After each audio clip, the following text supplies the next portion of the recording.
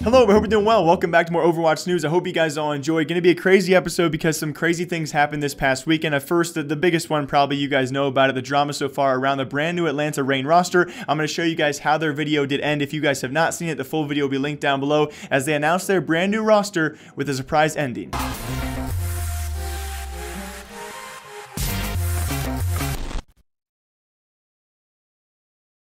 Do you guys actually think I'm going in Overwatch League?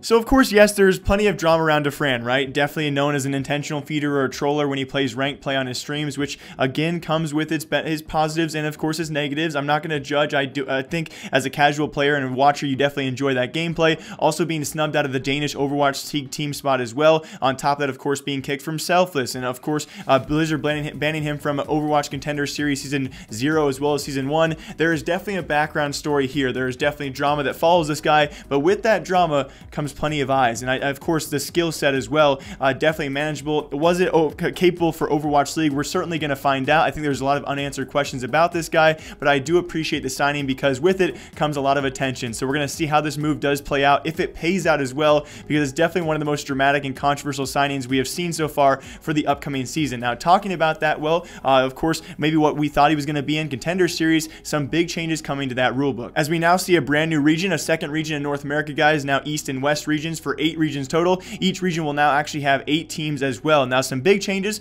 probably the biggest ones besides the prize pools. The prize pools are now going to be heavier set for the top finishers. So if you place 1st through 4th, you're going to get a lot more of that prize pool than you placing in the back half of those standings. On top of that, though, most importantly, like I said, for all non-academy affiliated teams, so all teams who are not an academy team for a big Overwatch League team themselves, they will now have to re-qualify through contenders trials. Now, despite that, though, all academy teams who are actually affiliated with the Overwatch League main teams will get automatic invites into contender season. So I don't think it sounds a lot worse than it actually ends up being. Besides in North America, there are not too many academy teams, although there are a lot of open-ended questions, right? Because first of all, you have 8 academy teams here in North America. Will they split those invites between the 2 regions? Will 6 go here, 2 go here? You might have a few teams screwed in the East region or in the West region. There are still open-ended questions because on top of that, all Overwatch League main teams who do not have academy teams yet are still going to be given the option and the invite if they do sign a roster for the Contender Series. So we won't know until the series, of course, that series does, or that season does come to a closer start.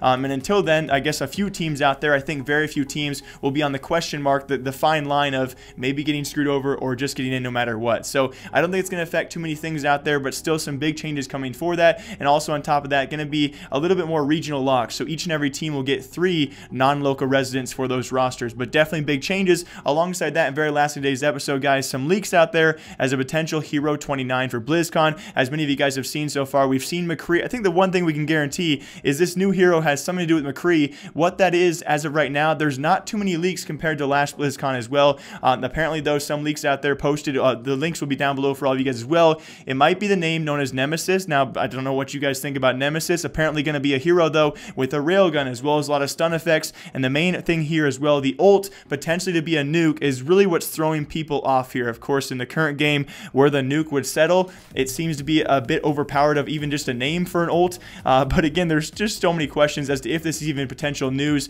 And I'm sure soon enough, the only thing really relieving here is soon enough we will know if this is an actual leak or not. I don't know. I mean, I can definitely see Nemesis, a cyborg character, being in the game and being in the welcomed as well from the community. That is definitely believable itself. The whole thing that throws me off, though, is the nuke. But the thing tying that down is, of course, on Route 66, the payload, the nuke is missing. So could it come into play? Would it be maybe a downgraded nuke, you know, maybe an AoE that's a lot smaller than a typical, you know, real life nuke, or maybe a lot less powerful? But would that even fit?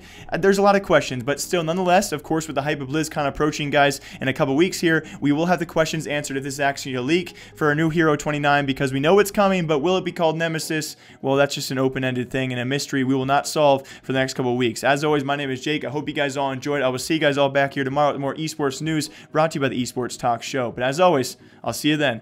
Okay, goodbye.